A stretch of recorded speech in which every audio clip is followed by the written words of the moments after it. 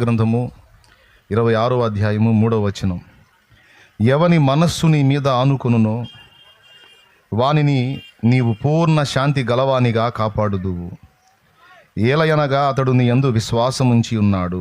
మళ్ళీ చదువుతాను, వినండి. ఎవని మనస్సు నీ మీద ఆనుకొనునో వానిని నీవు పూర్ణ శాంతి గలవానిగా కాపాడుదువు, ఏలయనగా అతడు నీ యందు విశ్వాసముంచి ఉన్నాడు. ఈ భూమి మీద పుట్టిన ప్రతి మానవుడి హృదయంలో ఒక ఆరాటం ఉంది, ఒక తపన ఉంది. శాంతి, సమాధానం, మనశ్శాంతి, సుఖం, సంతోషం, ప్రశాంత జీవనం జీవించాలని అందరి హృదయాల్లో ఆరాటం.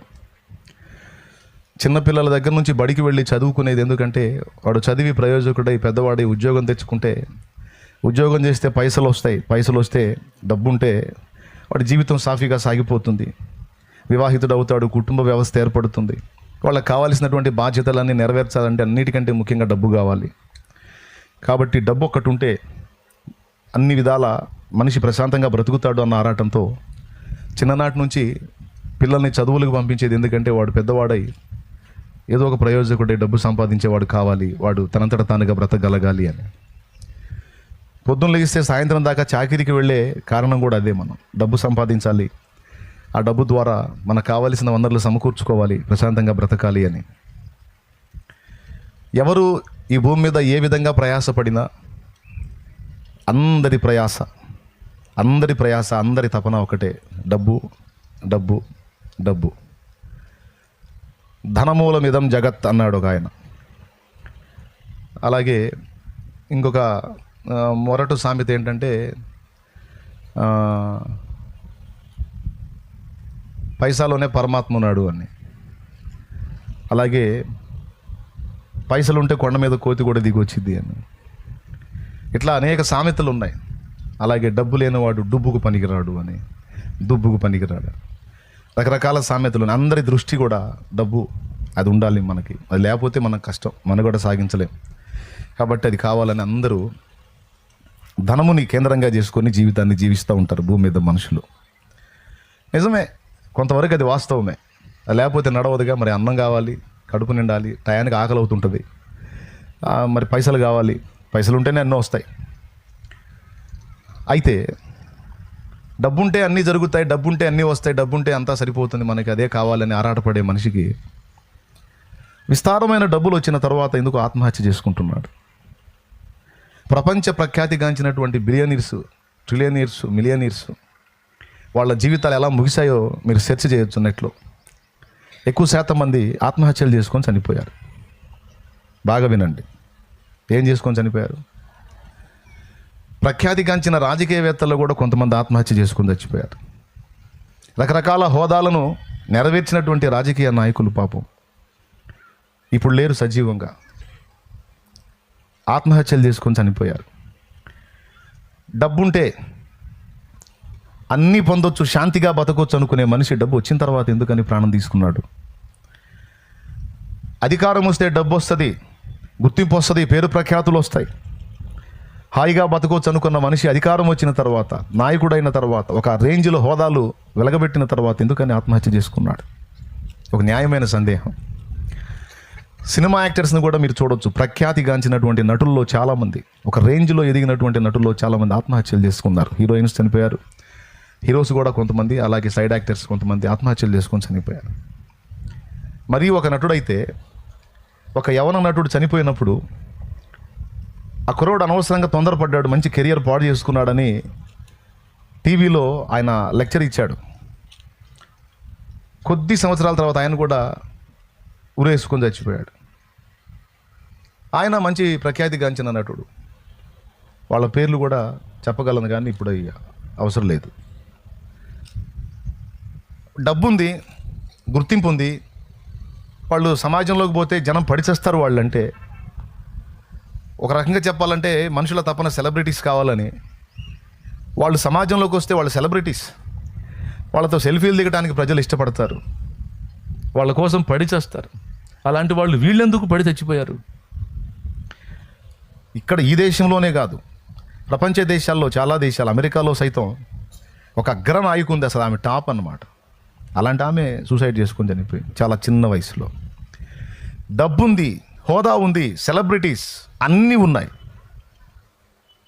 విలువైన కార్లు ఉన్నాయి, బంగళాలు ఉన్నాయి, పనివాళ్ళు ఉన్నారు, అంతా ఉంది. కానీ ఎందుకు చనిపోయారు? ఇప్పుడు మన తపనంతా పైసలు ఉంటే చాలని కదా, పైసలు ఒక్కటి ఉంటే అన్నీ ఉన్నట్టే అని అందరి ఆరాటం, అందరి తపన. ఆఖరికి మనం దేవుని దగ్గరకు వచ్చేది కూడా చాలా వరకు దానికోసమే. మన ప్రార్థనలో, మోకాళ్ళుని చేసే ప్రార్థనలో చాలా ప్రార్థనలు డబ్బు చుట్టే తిరుగుతాయి. ఇప్పుడు అవి ఎలా తిరుగుతాయి చెప్తా. అప్పులు తీర్చు ప్రభువా అని ప్రార్థన చేస్తా. అప్పులు ఎట్లా తీరుతాయి? డబ్బులు వస్తే తీరుతాయి, అవునా? సో నేను డబ్బులు అడగట్లేదు తండ్రి, అప్పులు తీర్చమని చెప్తున్నాను అంటే, మరి అప్పులు తీర్చాలంటే ఏం కావాలి? మరి డబ్బు అడుగుతున్నావుగా. నా సమస్యలు పోయేటట్టు చేయతండి అంటే సమస్యలు అప్పులు కూడా ఒకటి. సమస్యలు పోయేటట్టు చేయంటే అప్పులు తీర్చు. అప్పులు తీరాలంటే అలాగే నా అవసరతలు తీర్చంటే ప్రతి అవసరత తీరడానికి డబ్బే కావాలి. మనం దేవుని సన్నిధికి వచ్చి దేవునికి చేసే ప్రార్థనలో కూడా చాలా వరకు అవి పైసలు చుట్టే తిరుగుతాయి, డబ్బు చుట్టే తిరుగుతాయి. దేవునికి స్తోత్రం, అవునా? కొంచెం ఆలోచిస్తే మీకు అర్థమైపోయింది, నిజమే కదా అనిపిస్తుంది. వాస్తవమే. నేను అది తప్పు కూడా అంటలా, నేను తప్పని కూడా అంటలా, అది కరెక్టే. కావాలి.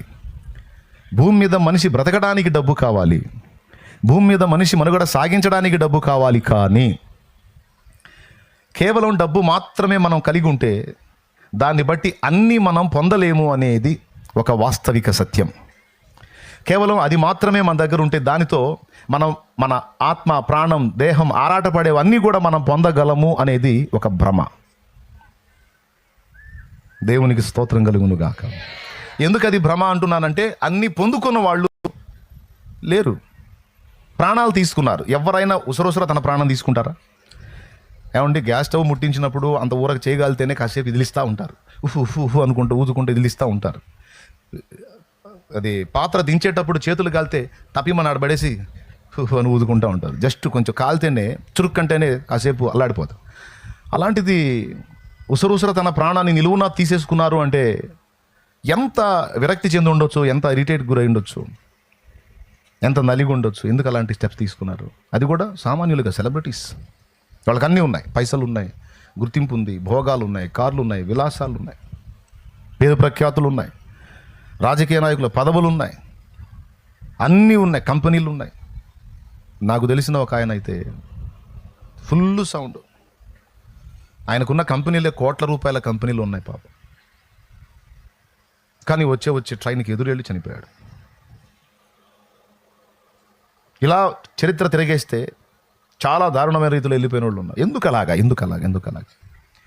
ఈరోజు మీరు ఎక్కడో, అసలు ఈ గ్రామంలోనే అడగండి, సౌండ్ ఉన్నవాడు, బాగా సౌండ్ కలిగిన వాళ్ళని అడగండి, మీకు బాగా డబ్బు ఉంది కదా, మంచి పొలాలు ఉన్నాయి, మంచి బిల్డింగులు ఉన్నాయి, మీ పిల్లలు ఫారెన్లో చదువుతున్నారు, లేదా ఫారెన్లో జాబ్ చేస్తున్నారు, మీరు ఇప్పుడు హాయిగా, శాంతంగా, ప్రశాంతంగా, మనశ్శాంతిగా ఉన్నారా అని మీరు అడగండి. యథార్థ హృదయాలు తప్పకుండా చెప్తారు, ఏం మనశ్శాంతి అండి, ఏం లేదండి, చావు కోసం ఎదురు చూస్తూ ఉన్నాం అంటారు కొంతమంది, పెద్ద పెద్ద భవంతుల్లో ఉండి కూడా. ఎందుకంటే ఏమో తెలియదు. లైఫ్ అయితే తీయగా లేదు, లైఫ్ అయితే మాధురంగా లేదు, లైఫ్ అయితే చేదుగా ఉంది. పొలాలు ఉన్నాయి, ఇళ్ళు ఉన్నాయి, బంగ్లాలు ఉన్నాయి, అన్నీ బాగానే ఉన్నాయి, పిల్లలు మంచిగా సెటిల్ అయిపోయారు. సెటిల్ కానప్పుడు సెటిల్ కాలేదని తపన పడ్డాం, సెటిల్ అయిపోయారు. ఇప్పుడు వాళ్ళు అక్కడ సెటిల్, మేము ఇక్కడ సెటిల్, మొత్తం సెటిల్. అంతా సెటిల్ అయినప్పుడు ఇక సుఖమే కదా, సంతోషమే కదా, ఆనందమే కదా అంటే లేదు సార్, లేదు అంట. ఎందుకని వాళ్ళు సంతోషంగా లేరు? ఎందుకని ప్రాణాలు తీసుకుంటున్నారు? ఎందుకని చావు కోసం ఎదురు చూస్తున్నారు? ఎందుకని విరక్తిలో బ్రతుకుతున్నారు? అంటే డబ్బు ఒక్కటి ఉంటే మానవుని ఆత్మ ఆపేక్షిస్తున్నవి అన్నీ దొరకవనే సంగతి మనం గ్రహించాలి. బ్రతకడానికి డబ్బు అవసరమే, తప్పకుండా దేవుడు సాయం చేస్తాడు. నీకు వేదన కలిగించేవన్నీ కూడా తీసేస్తాడు. ఇప్పుడు మీలో అప్పులోళ్ళు చాలామంది ఉండొచ్చు. అప్పులోళ్ళు ఎంతమంది చేతులు ఎత్తండి. నాకు అప్పులు ఉన్నాయి అన్న అన్నోళ్ళు చేతులు ఎత్తండి. నా సరుకు అంతా అదే సరుకు అనుకుంటాను, ఎటు పోయినా అప్పులోళ్ళే తయారవుతున్నారు. దేవునికి స్తోత్రం. ఒక్క కూటంలోనన్నా నాకేం అప్పులు లేవు అన్నోళ్ళు కనపడతారేమంటే పాస్టర్లు కూడా అప్పులే కదా. మీరు ఎత్తారా చేతులు? అది వాళ్ళు కూడా చేతులు ఎత్తున్నారు, మాకు కూడా అప్పులే కాదు. కానీ భయపడాల్సిన అవసరం లేదు. దేవుని వాక్యం స్పష్టంగా సెలవిచ్చింది, అవసరాన్ని బట్టి కొన్ని అగ్ని వంటి శ్రమలను నీ జీవితంలోకి నేను అనుమతించాను, తగిన కాలం ముందు నేను వాటిని తొలగిస్తాను, నీ మీద ఉన్న ప్రతి భారం నేను కొట్టేస్తానని దేవుడు మాట్లాడాడు. మనకు అభయం ఉంది కనుక భయం లేదు. డబ్బులు ఉన్నోళ్ళేమో ఆత్మహత్యలు చేసుకుంటుంటే, అప్పులున్న మీరేంది ఇంత కళకళలాడుతున్నారు? మీ ముఖాలు చూస్తుంటే పండగ చేసుకున్నట్టుంది. అసలు మీరేదో వేదంలో ఉన్నట్టు, శాపంలో ఉన్నట్టు, దుఃఖంలో ఉన్నట్టు, అశాంతిలో ఉన్నట్టు ఏం కనపడట్లా నాకు. కళ్ళాడిపోతుంది, లైట్లతో పని లేకుండా ముఖాలు వెలిగిపోతున్నాయి. ఏం జరుగుతుందో ఏమో మరి. అదే సమృద్ధి కలిగిన వాళ్ళని మీరు చూడండి, వాళ్ళ ముఖాలు చూడండి, వాళ్ళ హృదయంలో ఉన్న వేదన రోదన వాళ్ళ ముఖాల్లోనే అలా కనపడతా ఉంటుంది. ఎంతమంది ఒప్పుకుంటారు? కరెక్టేనన్నా అన్నోళ్ళు. కానీ నీకున్న ప్రశాంతత, నీకున్న సంతోషం, నీ దగ్గర ఉన్న కళ, నీ దగ్గర ఉన్న ఆనందం వాళ్ళ దగ్గర లేదు. అన్నీ ఉన్నాయి వాళ్ళకి. వాళ్ళకు కూడా అదే డౌట్, ఇదేంద్ర వీళ్ళు ఎట్టుంటున్నారు, మనం ఎట్టుంటున్నాం ఏంది అనుకొని కూడా మళ్ళీ వాళ్ళు ఏం చేద్దాం, మన కర్మ ఇది, ఏందో సాగు ఇంకా రాట్లా, ఏందో పొద్దుపడుతుంది తెల్లారుతుంది, ఏందో ఈ జీవితం అలాగ అయిపోతా ఉంది, ఏందో అని శూన్యంలో బతుకుతున్నారు. నేను ఎలా చెప్తున్నానంటే మనుషుల మనస్తత్వాలు, జీవితాలు అన్నీ చూసి, నేను రోడ్డు మీద పోయేటప్పుడు ఏదో పైమోహం వేసుకొని పోను, ఎదురు చూసుకుంటా, అన్నీ గమనిస్తూ ఉంటా. ఓ పశువు దాని యొక్క ఫీలింగ్ ఏంటి, దాని అన్వేషణ ఏంటి, ఒక మనిషి ఆ వ్యక్తి ఫీలింగ్ ఏంటి, ఆ మనిషి అన్వేషణ ఏంటి. నేను మా మందిరానికి పోయే బజార్లో రోజు వస్తా పోతూ ఉంటా కదా, ఒక ఆమె ఉంటుంది పాపం, ఒక్కతే. రోజు ఆమె డ్యూటీ ఏంటంటే పొద్దున్నే అంత తింటాం, బయటకు వచ్చి అరుగు మీద కూర్చోవటం. వాళ్ళ ఇంటి బయట అరుగు ఉంది, అరుగు మీద కూర్చుంటుంది, ఇట్లా పెట్టుకుంటుంది, ఇంక చూస్తూ ఉంటుంది. మళ్ళీ మధ్యాహ్నం టైంకి మళ్ళీ లోపల పోయి అన్నం తిని వచ్చింది, మళ్ళీ ఆ తినగానే మళ్ళీ బయట అరుగు మీదకి వచ్చి కూర్చుంటుంది. చాలా రోజులు అదే పనికి చూశాను నేను. చాలా బాధ అనిపించింది నాకు. ఏంది ఆమె జీవితం ఏంది అసలు, దేవుడా ఆమె పరిస్థితి ఏంది, ఏం లేదు, రెండో డ్యూటీయే లేదు ఆమెకి. ఇంకా ఇక రోడ్డు మీదకి వచ్చి అరుగు మీద కూర్చోవటం, వాళ్ళ ఇంటి బయట అరుగు మీద కూర్చోవటం, ఇక వచ్చే బండిని పోయే బండిని, వచ్చేవాళ్ళని పోయేవాళ్ళని, మెండ పుట్టిన దాకా చూడటమే ఆమె పని. ఎవరితో మాట్లాడినట్టు కనపడదు. పక్క బజార్లో పక్కన ఇళ్ళతో కూడా పలకరించినాడు. కొన్ని సంవత్సరాలు చూసా, జోక్ కాదు, కొన్ని సంవత్సరాలు చూసా. 2012లో మందిరం అక్కడ కట్టింది. 2012లో అంటే ఇప్పటికి దాదాపు 12 నుండి 13 సంవత్సరం కదా, 13వ సంవత్సరం. కొన్ని సంవత్సరాలు చూసామని అదే డ్యూటీ. ఒకరోజు సడన్గా ఇంటి ముందు టెంట్ వేసి ఉంది, ఫ్లెక్స్ వేసి ఉంది, అవుట్ లేదు. అప్పుడు అనుకున్నా, ఒక నిరాశాజీవి యాత్ర ముగించుకుంది అని. సంతోషాన్ని, ఆశ్చర్యం చెప్పన, ఆమె కళ్ళ ముందే ఎంతోమంది పరిశుద్ధులు దేవుని సన్నిధికి రావటం వెళ్ళటం, రావటం వెళ్ళటం, రావటం వెళ్ళటం, వచ్చేవాళ్ళందరినీ చిత్రంగా చూసింది, పోయేవాళ్ళందరినీ చిత్రంగా చూసింది. అది ఒక్కసారన్నా వెళ్దామని ఆమె అనుకోవాలా, ఒక్కసారన్నా వెళ్దామని ఆమె అనుకోవాలా, రాలా. ఇప్పుడు సంవత్సరాల ఆమె జీవితం అరుక్కి పరిమితం. ఏం ఉపయోగం, ఎందుకని అలా అంటే ఏం చేయాలో తెలియదు ఆమెకి. మరి ఇంకేంటి, ఇంట్లో ఫుడ్ ఉంది, తింటున్న టయానికి వచ్చి కూర్చుంటుంది, వచ్చేవాళ్ళని పోయేవాళ్ళని చూస్తాం, లెక్కేసుకుంటుందో ఏం చేస్తుందో నాకైతే తెలియదు. అయిపోయింది, కొన్ని సంవత్సరాలు ఖర్చు అయిపోయింది, ఫ్లెక్స్ అయిపోయింది. ఫ్లెక్స్ అయిపోయింది అంటే అర్థం అయిందా, శాలిటీ రైట్, అర్థం లేదు. ఆ జీవితం ఎందుకు అలా ఖర్చు అయిపోయిందో. ఇప్పుడు ఆమెతో నాకెందుకంటే అట్ట నా పనే అది. దేవునికి స్తోత్రం. ఈ జీవితం, ఈ మనిషి పరిస్థితి ఏంటి, ఈ మనిషి ముగింపు ఏంటి, ఇంత టైం అంతా ఖర్చు అయిపోతుంది కదా, ఈమెకి ఎందుకని గ్రహింపు రావటల్లా అంటే చేయడానికి ఏం లేదు ఆమెకి. అలాగని ఇంకొకటి చెప్తా, ఒక్కసారన్నా నవ్వుతా కనపడలావు నాకు, ఎప్పుడన్నా ఒక్కసారన్నా స్మైలింగ్ ఫేస్లో కనపడితే నో నో నో స్మైల్, ఎప్పుడు విషన్న వదనం.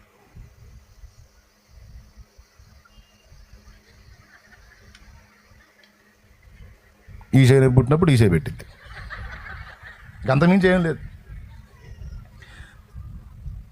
ఎంత జాలి అంటే ఆమెను చూస్తే నాకు అంత జాలి. ఆమె మాట్లాడితే ఏమనుకుంటుందో, సరే ఎందుకులే, కారులో వస్తా ఇక నా డ్యూటీ ఆమెను చూడటం, ఆమె డ్యూటీ ఏమో వచ్చేవాళ్ళని చూడటం. ఈ రకంగా సమాజంలోని వ్యక్తుల జీవితాలను మనం కానీ పరిశీలిస్తే చాలామంది ఈ టైప్ సరుకోళ్ళు తేలుతారు. ఎక్కడో కాదు, ఇంటి పక్కనే తగులుతారు, లేదా 4 ఏళ్ళకి అవతలైన తగులుతారు ఈ బాపతో. నేను ఎందుకు ఈ విషయాలన్నీ చెప్తున్నానంటే, కొంతమందికి డబ్బు పరమావధి అయితే ఆ డబ్బు వచ్చిన తర్వాత బతికి ఉండట్లేదు. కొంతమందికి డబ్బు ఉన్న ముఖాల్లో ప్రశాంతత లేదు. వాళ్ళు ఏదో వెతుకుతున్నారు, ఏదో దొరకట్లా, ఏదో లాస్ అవుతున్నారు. ఆ వేదన వారి హృదయాల్లో ఉన్న వేదన ముఖాల్లో కొట్టొచ్చినట్టు కనబడుతుంది. వాళ్ళు అలా ఉంటే సరిగా ఆహారం లేదు, అప్పుల పాలై ఉన్నారు, ఎవడెప్పుడు వచ్చి తిడతాడో తెలియదు, ఏం సామాన్ తీసుకొని పోతాడో తెలియదు, ఎంతలో మాట అంటాడో తెలియదు. ఇలాంటి టెన్షన్స్ పెట్టుకొని మీరేమో ఆనందంగా సంతోషంగా కళకళలాడుతూ ఉన్నారు. అసలు ఏంది తేడా? ఉన్నోడేమో దిగులేసుకొని బతుకుతుంటే, లేకుండా ఇంకా ఎదుటి వాళ్ళకి ఇవ్వాల్సిన పొజిషన్లో ఉండి మీరు ఇంత సంతోషంగా ఉండడానికి కారణం ఏమిటి అంటే, మొత్తానికి డబ్బు ఉన్న వాళ్ళకి దక్కనిదేదో డబ్బు లేకపోయినా మీకు దక్కుతుంది ఏదో మొత్తానికి. అందును బట్టి మీ ముఖం వెలుగుతుంది. ఏందో అది నాకు తెలియదు. మరి మొత్తానికి ఏదో దొరుకుతుంది. మీకు ఏం దొరుకుతుంది చెప్పండి మీరే. దేవుని కృప దొరికిందా? అబ్బా అబ్బా, ఏం మాట అన్నావు సోదరి. దేవుని కృప దొరికిందా మీకు? ఎంతమందికి దొరికింది? అందరికి దొరికిందా? అది దొరకలేదండి వాళ్ళకి.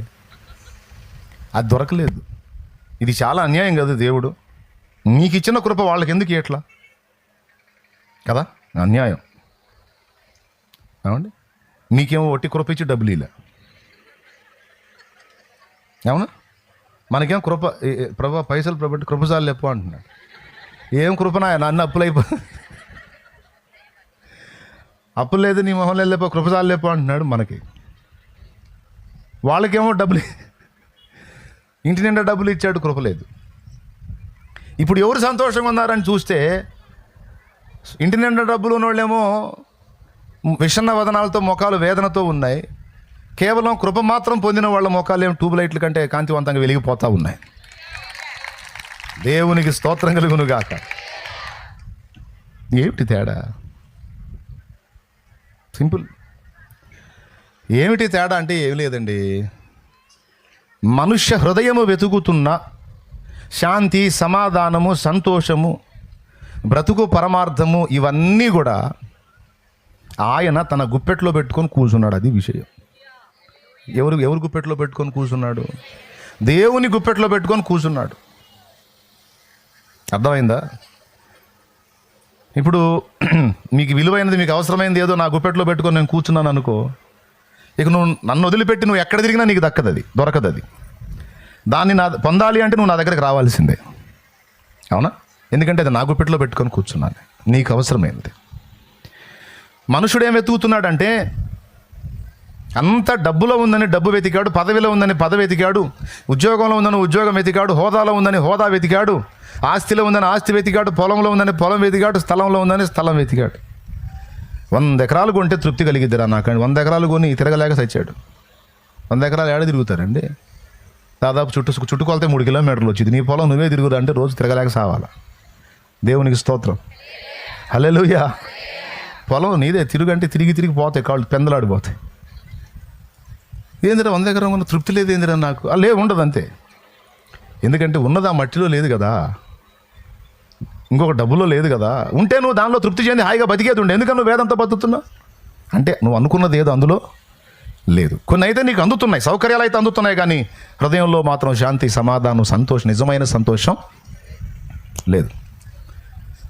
కానీ పచ్చడేసుకొని తినే దేవుని పిల్లల విషయంలో చూస్తే మాత్రం వాళ్ళ ముఖాల్లో ఆనందం, ఆ సంతోషం, ఆ ధైర్యం, ఆ పరవశం, ఆ పరిమళం ఈజీగా కనపడుతుంది. ఎందుకు తేడా ఏమిటి అంటే దీనులైన తన పిల్లలకి, దీనులై తనను ఆశ్రయించిన వారికి దేవుడు తన కృపను అనుగ్రహించాడు. ఆ కృప ఒక్కటి దొరికినందున ఆ కృపలో మానవ హృదయానికి కావలసిన సమస్తము కూడా దేవుని మూలంగా లభించినందున వారికి లేని ఆనందం, సంతోషం, సమాధానం, ప్రశాంతత, ఇన్ని ఒత్తిళ్ళు ఉన్నప్పటికీ నీకు నాకు దొరికింది.